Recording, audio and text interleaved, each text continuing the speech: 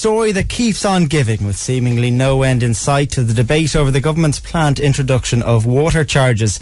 This week, in response to massive opposition, the government announced revised payment rates for water, a move that has indeed been welcomed by some, while many others continue to be critical. Wicklow Sinn Féin councillor John Brady is one of these critical voices, describing the move as akin to rearranging the deck chairs on the Titanic. John Brady is with us this morning in studio. John, care to expand on your pretty damning comparison between water charges and the ill-fated Titanic?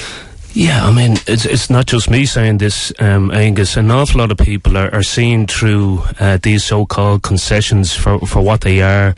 We have to, put it in context.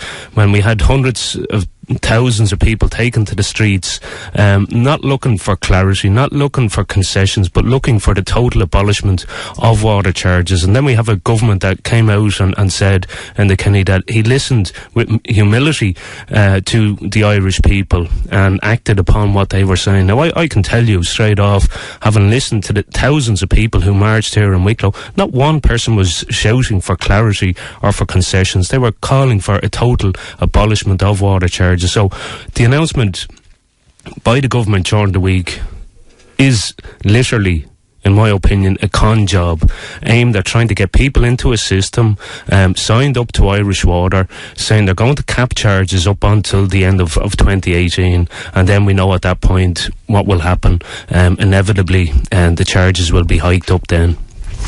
Well, You say that, but the government has, and it's been described by you and people who are in a similar position to you as a U-turn by the government this week, and they have clearly backtracked, and they are listening. I think that's clear in that they weren't, and they've admittedly weren't listening at the start very well, but they have announced reduced, more favourable terms. They're giving people longer to register with Irish Water. There's news in the papers this morning, stories of cost savings that have to be introduced at Irish Water over the coming years, that they're going to be introducing a voluntary redundancy scheme.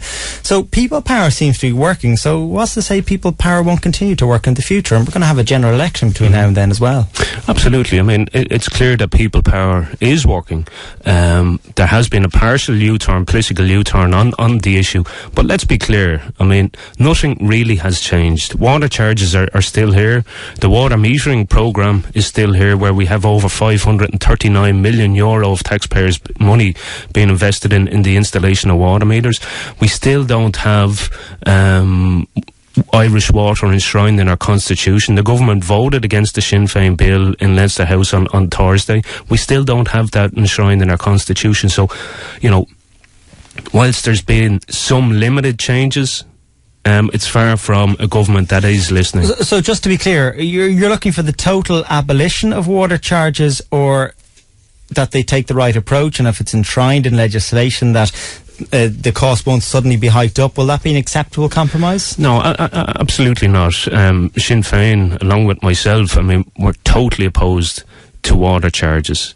And I think, the point that has been made time and time again, not just by politicians opposed to water charges, but people on the street, they're under no illusions that we already pay for water through general taxation, through our VAT, and we've paid that substantially over the last number of years. So, the principle, and that's what they're trying to, get into people's psyche here, the principle of paying a second time for water charges, and irrespective as to whether it's €1, €100 or €1,000, Sinn Féin are totally opposed to that. The whole issue of the ownership of water and water services, that needs to be enshrined in our constitution, and that is slightly separate to the overall debate, but a critical part of it, because there is a fear, a genuine fear, that like Telecom Éireann, that public money was invested into that, the infrastructure was upgraded, the government was saying all along that it couldn't be privatised, and then a signature seeing that whole semi-state body privatised. And there's so many similarities here with Irish Water, and the fear, it's a genuine fear, and unless we have it, we don't need any plebiscite or what the government are talking about to protect Irish Water or water services. We need it enshrined in our constitution. John, there's no doubt that people are hurting, and many people are struggling to pay their bills, and the addition of water charges will only add to that. But there is simple maths, some simple sums there. The money needs to come from somewhere. And the Troika, even yesterday, they've been in Ireland this week, they say our budget deficit needs to be reduced. And if you look at the water situation as a whole, more than 20,000 people on boil notices across the country. 1 million more depend on drinking water supplies that are at risk of failing required standards. More than 800 kilometres of pipes in the Dublin area alone, more than 100 years old. This money needs to come from somewhere. And if you look even closer to home, wastewater treatment plant is desperately needed in Cllr. Where's the money going to come from if we don't have water charges? And you say we're paying for it already, but being realistic, we do need to make these changes. Well, we do, and it begs the question as to why the infrastructure has been allowed to get to the point where we are now, and the government saying it's at a critical level, that in Dublin we're only 1%, above that critical line where they can provide water. And the question has to be asked as to why successive governments have let us get to this point. Okay, but we know that's happening now, and that's where we are. But look, I mean, there is money there. And again, it comes down to political choices. €539 million from the National Pension Reserve Fund. That fund has been plundered to invest in Irish water, to see water meters being installed. I mean, there's 539 million or what's left in that particular fund. That could be redirected and put into upgrading our critical infrastructure. And there's a whole swathe of areas where money could be invested, and indeed in our pre-budget submission we outlined all of those areas where we could get money, not just to scrap property tax but also to scrap water charges. I mean, we're talking about a wealth tax, we're talking about a third band of tax, on people earning over €100,000. So it all comes down to political choices, and we say, the money is there if it was targeted properly. But what this government has done, it's decided to bring in this regressive tax that'll hit people on low and middle incomes harder than people who may have that money. It'll suck more money out of the economy, not just here in Bray but also in Wicklow as well, and that has repercussions for disposable income and the knock-on effect then in the industries that critically need it. John, you wrote in your blog about the government's announcement this week on the revised charges for water. We've achieved a victory forcing the government to do a political U-turn, and you say that's through the power of protest, and there are more protests planned in December. What do you make of...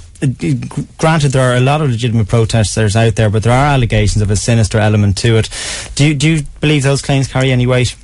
No, I think people see through that, and the government have been on an extensive PR offensive over the last number of weeks here, and they've seized on, the actions of a minority of people, and they've seized on them, and I think they've milked them now at this stage.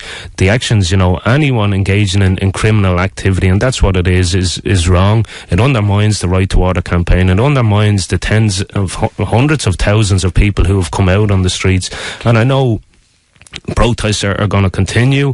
Last night there was a huge protest of women. Over 300 people took to the streets in Cllr, where there was a peaceful vigil to highlight the continued opposition to water charges. I know there's going to be a huge mobilisation now on the 10th of December at Leinster House.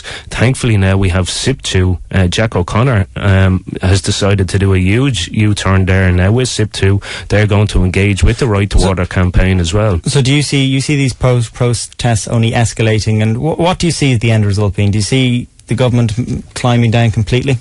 Well, look, I think the government has no choice but to climb down. People, for an awful lot of people, it isn't just solely about the water charges. This is probably a combination of a number of different things, cuts in health, cuts in education, property tax, other stealth taxes that have been introduced. And people are saying, look, this is the straw that broke the camel's back. So unless the government do a complete political U-turn on this issue and scrap the water charges completely, the protests will continue. As I said, there's going to be a huge mobilisation now on the 10th of December. And I think that will show clearly that this issue has not gone away. It will not go away. It'll continue to be here unless the government genuinely take the cotton wool out of their ears, put it in their mouths for a little while, and genuinely listen to the people who are saying they simply can't afford to pay these charges. Okay, well, we'll get a good idea of what the people do think when the protests take place in December of the government's move this week with regard to what they say is reduction in what people will pay. Wicklow Councillor John Brady, thanks very much for joining us on the programme. Thanks, Angus.